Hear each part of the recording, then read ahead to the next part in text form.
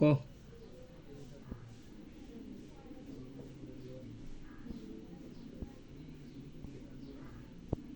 কিছু জানতে চান কোকো সম্পর্কে? আমি তোরে কথা কইবার কইছি মরানি বেড়ি।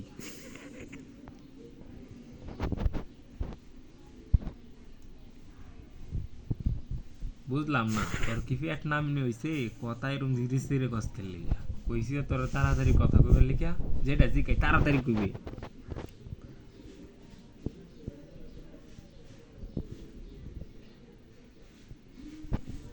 এই বেটা কথা ক চালু কর।